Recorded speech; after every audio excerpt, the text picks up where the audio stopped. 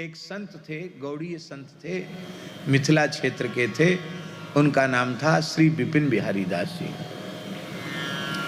उन्होंने एक घटना सुनाई थी बहुत प्राचीन काल की। उन संत का क्या नाम है वो तो मैं विस्मृत हो गया, मुझे स्मरण में नहीं है, लेकिन एक घटना उन्होंने सुनाई थी कि एक संत थे, बड़े उच्च कोटि के भजन आनंदी महात्मा थे, बहुत उच्च कोटि के। अहर्निश भजन, हरि तज किमपि प्रयोजन नहीं, ऐसे थे। भगवान को छोड़ के कोई प्रयोजन ही नहीं। और श्री जनकपुर में विराजते थे, तो प्रतिदिन जानकी महल में आकर एक बार दर्शन करते थे बस किशोरी जी का, अब फिर अपनी कुटिया में चले जाते। धीरे धीरे भजन की सुगंध फैली और भीड़ बढ़ने लगी। सेठ, साहूकार, राजा, महाराजा जो आओ, चलो बाबा के दर्शन करें। हमें बड़े परेशान हो गए कि क्या करें। जानकी महल में दर्शन करने जाते और लोग रास्ते में भीड़ खड़ी हो जाती। अरे बोले तो दर्शन का सुख भी छिन गया, क्या करें। रहना तो जनकपुर धाम में ही है, भजन तो करना ही है, तब क्या करें। युक्ति सोचो, ये भजन बचे कैसे। बोलते किसी से नहीं थे, और श्रद्धा लोगों में होती है तो उनके दर्शन से लोगों की इच्छाएं पूरी हो जाती। तो जनकपुर की ही एक वेश्या थी, बहुत सुंदर नृत्य करती थी। आप एक दिन रात्रि को उसके यहां चले गए अपनी कुटिया से। अब कुंडी खटखटाई, उस देवी ने द्वार खोला, सोचा कोई पुरुष आया होगा धनाढ्य। देखा कि तो महान संत हैं।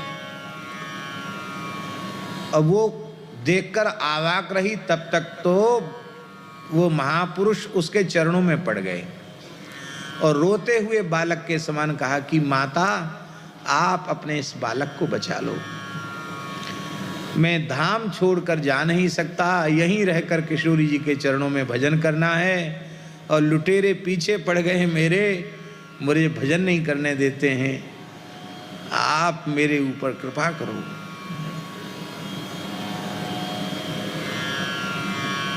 उसने कहा क्या कृपा करें महाराज, बताओ।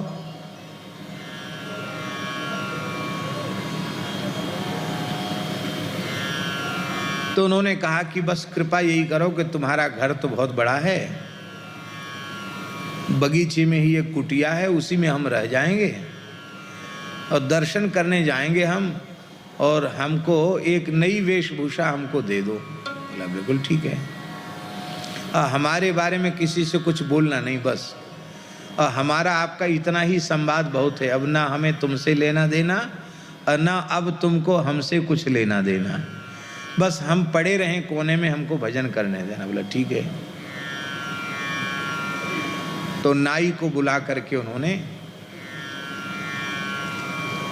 ये दाढ़ी कटा दी, बढ़िया सुंदर ऐसे गुच्छादार मूछ रख ली और बढ़िया पाग बांध के और बढ़िया रेशमी कुर्ता घुटने तक का और चूड़ीदार पैजामा और एक छड़ी चांदी की मूठ जड़ी हुई बढ़िया छड़ी लेके अब गए। अच्छी बातें प्रसिद्ध नहीं होती, ये बातें बहुत जल्दी प्रसिद्ध होती। अरे बाबा कहाँ गया, अरे बाबा तो वहां चला गया। अब तो लोगों ने अरे राम राम, कुछ नहीं, अरे बेकार, सबकी नाक कटा दी, सर्वनाश कर दिया। अब कोई भीड़ भाड़ नहीं, वहां कौन जाए। उसने भी लोगों का संपर्क सर्वथा त्याग दिया, उसे अब क्या जरूरत थी। उसको तो महानिधि मिल गई थी और वे नित्य प्रति 24 घंटे में अपने नियम के अनुसार जानकी महल में जाकर भगवान का दर्शन करते। एक कोने में खड़े होकर घंटों तक उनके प्रेमाश्रु बहते रहते, श्री ठाकुर जी का दर्शन करते, फिर चले जाते।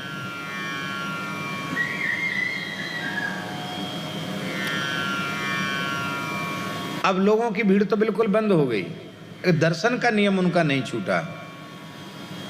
धीरे धीरे चर्चा भी लोगों में बंद हो गई, उपेक्षा जैसी कर दी। एक समय उन संत का भजन करते करते भगवत धाम प्रयाण हो गया। प्रयाण जैसे ही हुआ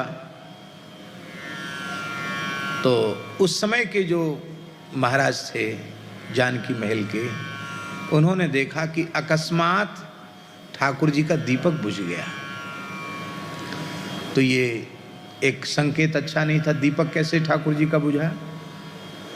तुरंत जाए, शांति करवाई, दीपक प्रज्वलित किया।